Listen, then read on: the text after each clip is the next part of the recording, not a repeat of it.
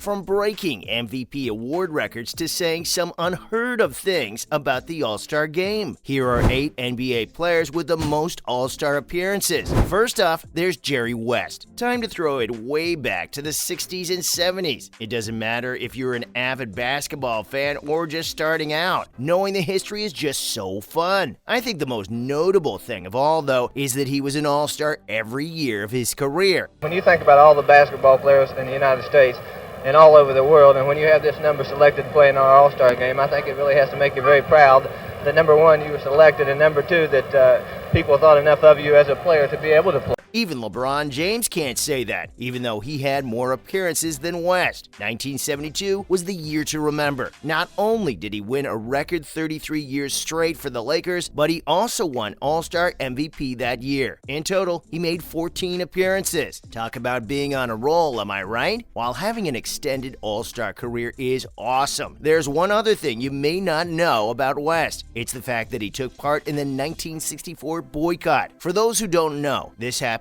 at an All-Star game that year where the best players refused to play, literally just huddled in the locker room while a blizzard went on outside. It had nothing to do with the snow, though. They took a stand until the league agreed to recognize the players' union. While we reserve the All-Star games for players in their prime, this next one's gonna shock you with his age. The end of Dirk Nowitzki All-Star appearances was very unexpected. The guy himself didn't expect it as much as anyone else did. Adam Silver named him for the game in 2019, and Dirk was 40 at the time. Plus, he was in his final NBA season. So, this game capped his appearances at 14, the same as Jerry West. Being a stellar player and having good luck can get you so far, right? It was an amazing game too. Very well deserved victory lap for the guy. I say this not only because he's a good player, but he's considered the greatest foreign player in the NBA. Legacy upon legacy for this dude right here. Now, you might think that with all these accolades, fans must really like him. Well, not too much. He was never voted as a starter, but he was an injury replacement starter twice. Once for Yao Ming in 2007 and once for Kobe Bryant in 2010. Being part of the 2010 Arlington, Texas All-Star Game is also a huge feat because 108,713 people attended. A whole historic event, I'd say. Speaking of history, another player with a lot of All-Star appearances was part of something never done before, Karl Malone. Now let's jump to the early 90s. Malone also had a record of 14 appearances, but there's one that stands out. I'm talking about the 1993 game in Salt Lake City. Okay, have you heard of two people sharing an MVP award? If you haven't, now you will. Yep, Malone and John Stockton were the first to ever do it. Karl had 28 points and Stockton had 15 assists. Oh, MVPs, you got your wish.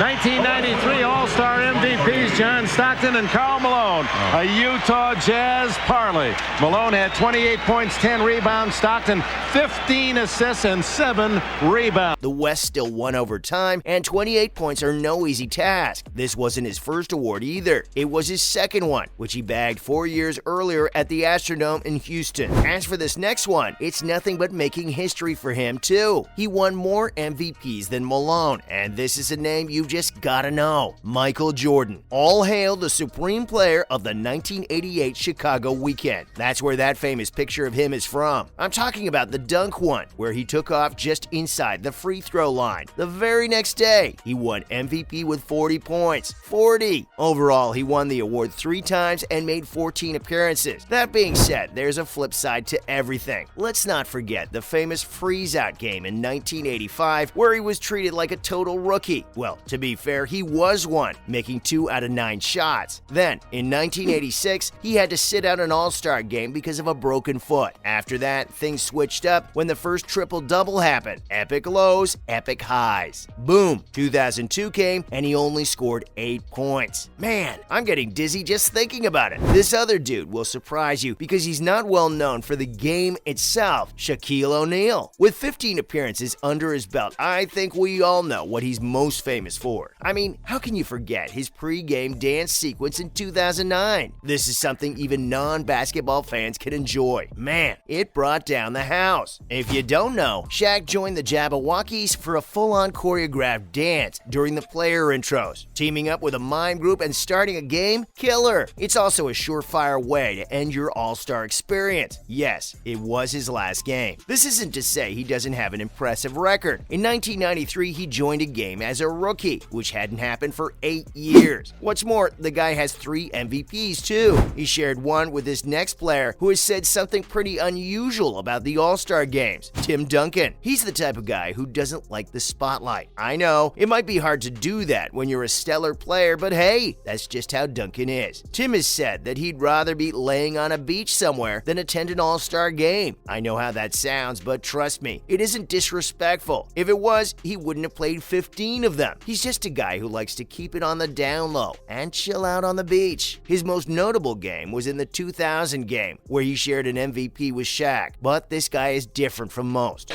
What is playing a game like this with all your peers, all the stars? It's got to make it feel good to play in an all-star game. Oh, it's great. Come out here and play with these guys. It's so much fun. You just run up and down and see what happens.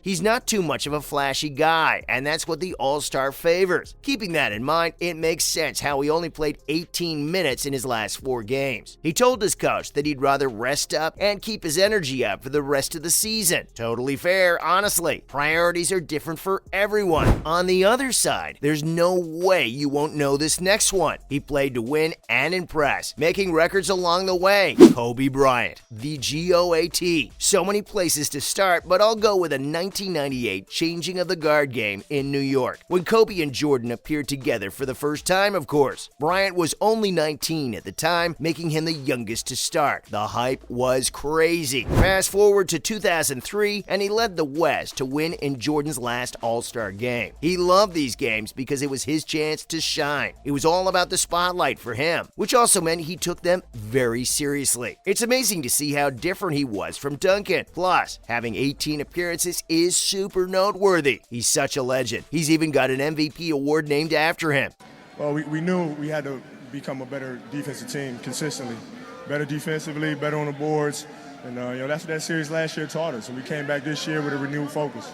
Now, you'd expect the player with the most appearances to have the most MVP awards too, right? Be prepared for the shock of your life. The final player can't relate. Kareem Abdul-Jabbar. First of all, he's got 19 appearances, yet he hasn't won one MVP the entire time. Just let that sink in. His best performance was in 1984 when he got 25 points and 13 rebounds. I have immense respect for him, and even in what I've done tonight, it's no way that I could ever eclipse him totally. But why'd he leave empty-handed so often? Well, my guess is as good as yours. One thing, though, is that he missed out on the 1973 game because of safety concerns. There was the risk of a radical group attacking if he attended, because 7 murders took place at a Washington property he owned. Those are the NBA players with the most All-Star appearances. Who's your favorite? See you next time.